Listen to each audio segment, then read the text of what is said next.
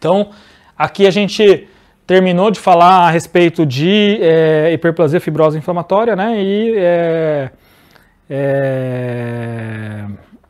é um assunto que a hiperplasia em si não cai tanto. A gente vai falar de granuloma piogênico, que é um assunto que cai mais, né? Tem uma frequência maior, mas a hiperplasia pega bastante, por exemplo, com outras nomenclaturas.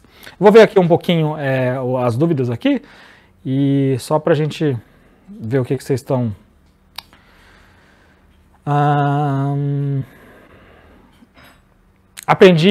Mili está falando, aprendi em um curso que em hiperplasias pequenas tem que ajustar a prótese e usar pasta lisanda que ajuda como anti-inflamatório. Está certo? Pode ser utilizado. A pasta lisanda é a base de óxido de zinco eugenol e pode ser utilizado sim. Por exemplo, aquele caso de hiperplasia por câmara de vácuo que eu mostrei lá no começo, em forma de coração. Eu não mostrei aqui porque não cai em concurso, mas um dos tipos de tratamento, uma das possibilidades terapêuticas em relação ao tratamento de hiperplasia por câmara de vácuo, qual que é? Você preencher a câmara de vácuo aos poucos, não vai preencher já de uma vez com pasta lisana, mas preenche metade primeiro, né? Preenche metade, porque senão o paciente também vai sentir muita dor, porque aquele tecido hiperplásico, se você já colocar lisanda em toda a câmara de vácuo, o paciente vai sentir muita dor e aquele tecido hiperplástico ele tem que ir para algum lugar. E esse tecido hiperplástico, de alguma forma, pode até reabsorver o osso palatino. Então faz aos poucos, não pode fazer aquele tipo de tratamento já de uma vez.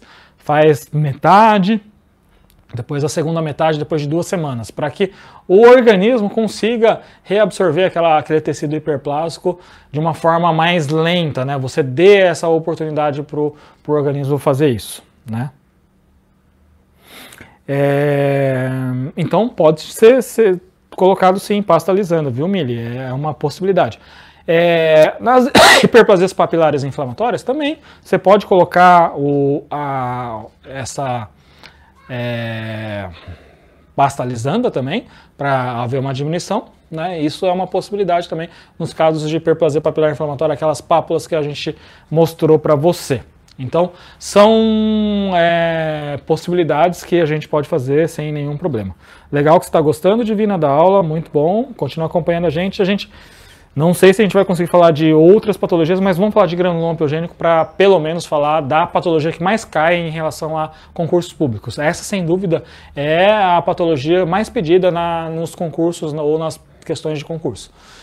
Todo o nome é errado do granuloma piogênico, porque não é um granuloma verdadeiro, é um tecido de granulação e não é ocasionado por micro-organismos piogênicos. Antigamente acreditava-se que quem causava o granuloma piogênico eram os micro-organismos piogênicos. Quais são os mais conhecidos? Por exemplo, Streptococcus e Staphylococcus. Então não é causado nem por micro-organismo piogênico e não é um granuloma verdadeiro, e sim um tecido de granulação. Por ser um tecido de granulação, é uma lesão que sangra bastante. A característica dela é ser a coloração vermelho vivo. E até eu estou colocando aqui a cor vermelha de granuloma piogênico para você memorizar que o granuloma piogênico tem essa característica clínica, coloração vermelho vivo. É muito comum, não é neoplásico, então por isso que eu gosto muito dessa classificação do livro do professor Tomasi, de ser processo proliferativo não neoplásico e não um tumor de tecido mole. E é um nódulo de superfície, geralmente ulcerada, porque o epitélio dessas lesões são epitélios muito finos. Então qualquer tipo de trauma vai ulcerar esse nódulo. E aí, quando ulcera, promove sangramento. É uma lesão que sangra muito fácil ao toque. Então tem essa coloração vermelho, roxo ou rósea, né? Com aparência altamente vascular e essa característica muito sangrante ao toque. Essa característica talvez seja mais importante. E nos enunciados de provas de concurso, quando falar de granuloma piogênico, vai falar dessa coloração ou vai falar dessa questão de sangramento fácil. Não é causado por micro-organismos piogênicos, assim como a gente já mencionou no início, e também não é um granuloma verdadeiro. Lembrando que o granuloma piogênico ele não é exclusivo de gengiva. O granuloma piogênico ele pode acontecer nessas outras regiões. Pode acontecer em lábio, mais comum em lábio inferior do que superior, pode acontecer em língua, dorso lingual, por exemplo, pode acontecer em mucosa jugal, pode acontecer inclusive em palato também, palato mole, por exemplo. Então é uma lesão que não é exclusiva de gengiva. Por que eu estou falando isso? Porque quando a gente pensa em lesões exclusivas de gengiva, são lesão periférica de células gigantes e fibroma cemento ossificante periférico, que provavelmente a gente vai abordar na próxima aula, quando a gente falar de questões também, tá? Próxima Superclass a gente fala dessas lesões, porque hoje acho que a gente vai acabar passando, não vai dar tempo de terminar as outras lesões. E muitos ainda concursos que usam uma nomenclatura antiga, podem usar esse sinônimo, granuloma gravídico, que vai acontecer, claro, na mulher gestante. Hoje em dia a gente não gosta muito dessa nomenclatura porque a gente está restringindo o nome, mas algumas bancas de concurso gostam de usar essa nomenclatura granuloma gravídico, que não é muito usual hoje em dia.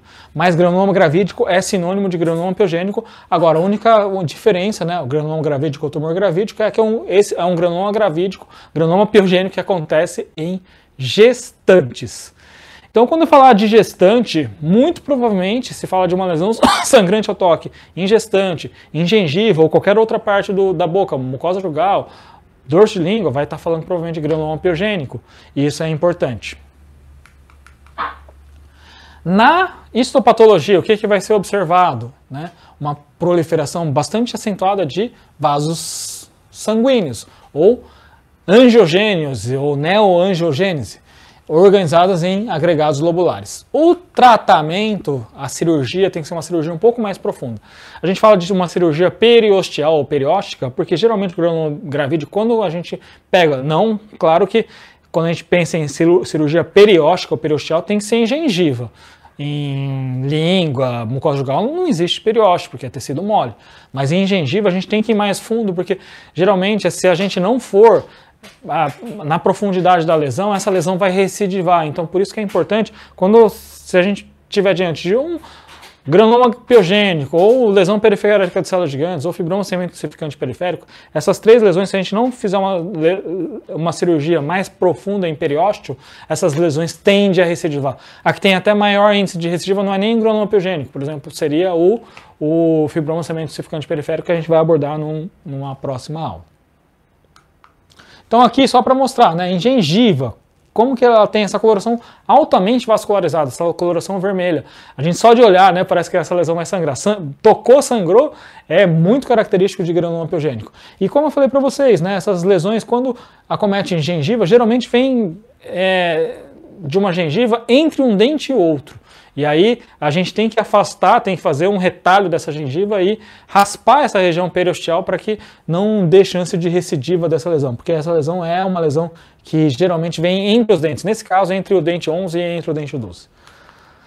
Essa é uma outra lesão, né, de granuloma piogênico, altamente vascularizada, né, a gente vê, ela começou aqui nessa região entre o dente 31 e 32, e aí nessa região a gente tem que abrir retalho, tem que raspar para que haja a remoção completa dessa lesão.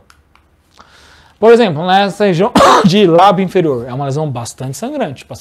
A queixa do paciente fala, nossa, doutor, essa lesão, quando toca já sangra, então sangra, às vezes sangra a noite inteira, por exemplo, essa é a queixa principal do paciente. Então essas lesões são bastante sangrantes ao toque. Lesão em língua também, aqui em mucosa jugal. Então são lesões que têm essa característica, a gente vê que é uma lesão ulcerada, a mucosa, a camada de epitélio é bastante fina, então geralmente esses nódulos estão ulcerados.